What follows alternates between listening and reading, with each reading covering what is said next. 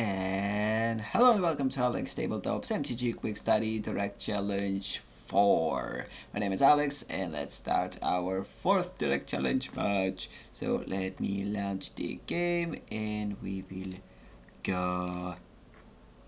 So in this matchup I RippyG faced SkofiSun again. So we'll see what type of deck we're playing, and against what type of deck we're actually playing. This match actually took place like if we're going to look at the previous 3 episodes of the direct challenge against SkofiSun, like it probably a couple of weeks passed, so we didn't get a chance to play for a couple of weeks against each other. So yeah, since then a lot of things changed, so I guess the deck that I'm playing right now, it's kind of one of the earlier versions of the tournament deck, because it was around the time where the Undercity Coliseum community tournament was kind of released, or at least the news about this tournament was released. And I was kind of focused on building the deck that could like work within the tournament. I decided to choose at that point my favorite colors, Golgari, green, black, which is exactly the real playing, and apparently SkofiSun plays with the Boros deck. Yeah, this is going to be interesting because, to my knowledge, SkofiSun doesn't necessarily like the combination of the Boros colors, so he basically kind of plays the deck that previously he didn't like. It's interesting, like at least the color combination. So for me personally, I believe Boroses are pretty cool. I mean, they could be super fast and aggressive, but you also can make them pretty controlling if you want, and mid-range and whatever. The cool thing about Magic is flexibility, the fact that you will be able to basically create a deck to your liking depending on... Oh, this is pretty quick. Yeah, it's pretty annoying, Angel. But I guess if you have cards, regardless of Magic's flexibility, like... even if you don't like certain color combination, I still believe that you will be able to get the best of it and basically adapt it to your own personal kind of, I guess, strategies. At this particular point, I don't know what to play, so we're not going to be able to play Ritual of Suit. So I decided to Rusk's Contempted. I had multiple choices though. Like, this is the cool thing about my Golgari deck that I like the most. Unfortunately, this deck wasn't put in a tournament, because after a lot of tests, I decided to make it a little bit more, like, less oriented on multiple strategies and actually create like a couple of solid ones. And it's still not working. Yeah. At the time of this recording, I already went through a first round of the tournament. So this recording, I believe, already available on YouTube. I'm planning to post it today, and at the time that this recording is going to reach the public, yeah, it should be up, already uploaded. For that specific tournament best of 3, I needed to create a separate best of 3 playlist or some type of like series of MTG Quick Study. By the way, quick reminder that MTG Quick Study is a series of one-match episodes that focuses on learning from my own matches by rewatching and trying to analyze them. When the Direct Challenge part of the series is an interactive way for you to challenge me and have the chance to be a part of MTG Quick Study willingly, not just by random, and also show off your own decks, skills, and learn from your mistakes. If you don't have a chance to do that outside of the game, I mean, like watching your own matches or whatever, because most of the people don't record their own matches, then upload them and rewatch them. This is not something that people are usually doing. It's usually kind of something that streamers are usually doing and YouTubers. But if you're not in that kind of realm, you probably never do that. And you're kind of limited by your own experiences within the game. But the thing about this, sometimes you're not necessarily taking the best of your experiences during the actual play. Sometimes you have to kind of rewatch things in order to see things in perspective. This is one of the reasons why I decided to make those type of videos. Like the MTG Quick Study is here for me and hopefully for those who are interested in that, to basically revisit your own stuff. Like, not just play matches, forget about them, but play matches, create a time capsule of those matches and basically record them and have something to look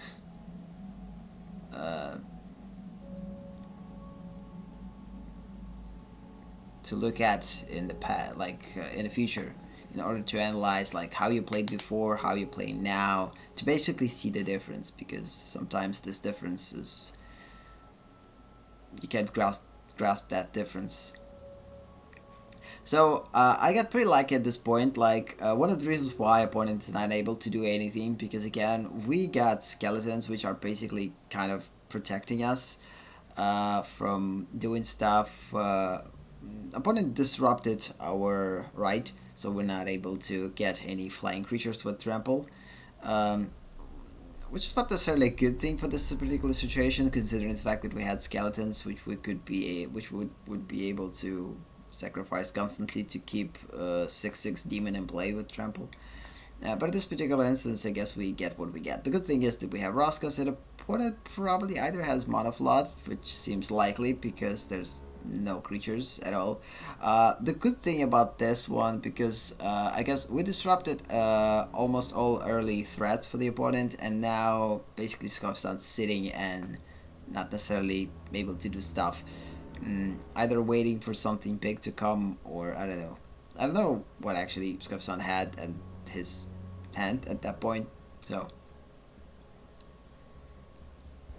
we're going to remove the only annoying creature that the opponent has, because if opponent has enchantments, and it could be the case, putting an enchantment and creating a permanent boost on creature with double strike is kind of a crazy one.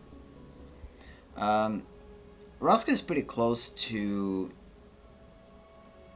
get her -8 ability. So, because of this opponent, it's pretty interesting though. I believe SkofiSun right now is pretty distracted. I believe either this game or the next game is going to be the one where opponent is going to be distracted by a phone call. And yeah. Or maybe just SkofiSun. Again, I believe SkofiSun should attack with Legionnaire Araska to basically not allow her to grow stronger. Maybe it was just a mistake. Who knows? We'll still be able to kill it. Which is pretty cool. Although we need to use our 2 kind of potential removals on that, so not necessarily the best. But actually, considering the fact what we have in our hand, it's pretty sick. I'm waiting for Ritual to come later. I probably should attack first and then do that. Kind of made a misplay. Yep. I don't know why I'm keeping all 1 though. I probably could kill him. One of the reasons why I'm still keeping it, because it's kind of a blocker. Like skeletons I could return back, but I'm not going to be able to return back this token, so it's better to actually keep something in play that once destroyed not going to be able to return, and dispose of those who will be able to do so. So at this particular point, I don't even know, like Poison Tip Archer is a good thing, but again, I had so many choices. I could sacrifice, I could put Demon in play by sacrificing 01.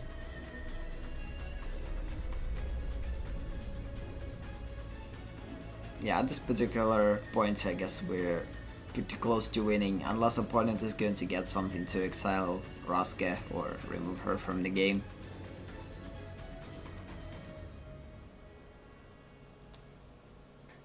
We'll just get minus... No, not that quick though. No, we actually... If opponent is not going to put multiple creatures in play, I believe we're going to win. But even if opponent will put multiple creatures in play, we still will be able to use Ritual, remove all of them, and attack with Archer. We still need to be afraid of Settle the Wreckage, so it might be the case if, like, the opponent could have Settled the Wreckage. So, I'm not sure about that one. So, instead of just winning this game, I guess, right away, I decided to put a Demon in play. I could Raska's Contempt 2-3 and attack.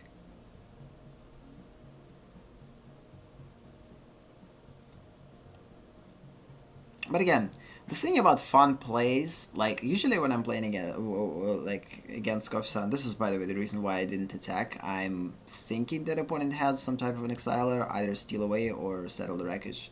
So, if opponent is bluffing, it works. So yeah, getting back to, usually when, yeah, and considering the fact that opponent is attacking, I believe this is kind of a sign that opponent kind of desperate. Or maybe it could be a bluff still. Yeah, so usually when I'm playing against SkofiSun, I'm playing usually kind of a little bit more for fun, so I'm not necessarily, not every time focusing on the game itself. So this is an interesting way to rewatch those games a little bit more focused and try to analyze what's happening, what I could do, what I can do, what I can't do, and etc. So, because in most cases when I'm playing like regular matches, I'm trying to be focused. Of course, it all depends on the actual state that I'm in, because sometimes I'm focused more if I want to play truly for the purpose of learning. When my purpose is just to go through the daily quests and as quick as possible, I'm not necessarily playing focused. Yeah, apparently opponent is going to excel that. Cool response with combination of shock. Cool. So yeah, opponent basically saved himself, just pretty cool.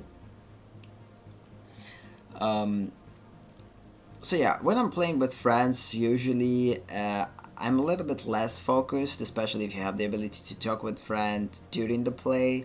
Usually you're basically getting caught up in talking.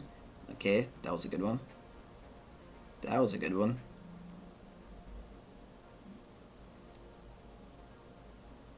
Usually when this happens, it creates a pretty weird sense of security for the opponent, that opponent actually might have a chance to win. But the thing is, considering the fact that we have 30 lives, considering the fact that we have indestructible skeletons almost, which we'll be able to... We have Fountain of Renewal, which constantly grows our life, and considering the fact that we have crazy card advantage, that opponent has 0 card advantage, or 1, which means that it's just a matter of time. I mean, we could go on forever, but at some point we just will attack, opponent is not going to have an answer for it, and by dealing at least 1 damage, we're winning the game. But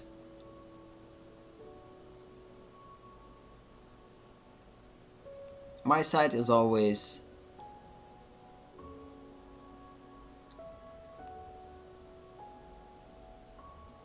try to survive as long as you can.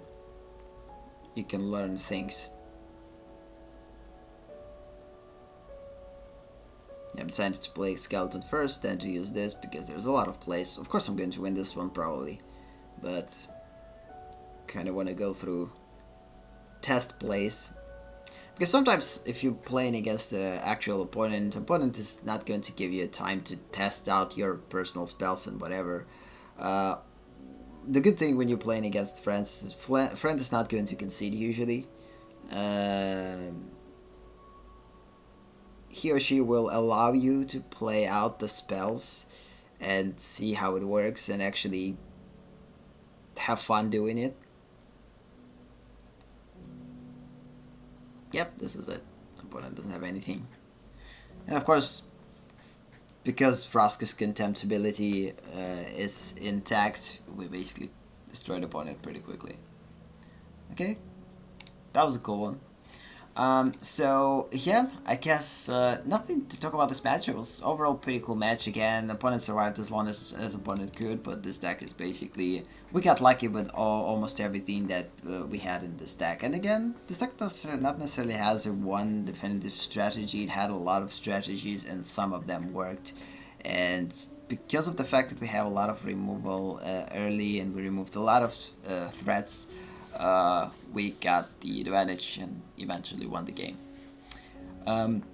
So yep, I guess this is kind of sums up this episode. Thank you for watching. If you like this video, give it a boost, invite a friend. Don't forget, because this is the most important part of the direct challenges. We have to have the ability to face each other. True. So yeah, visit AleksTabletops on Twitch to be a part of MTG Study live sessions. If you want more, subscribe and set the bell note. Have a nice day or night, and see you in the next direct challenge. Bye.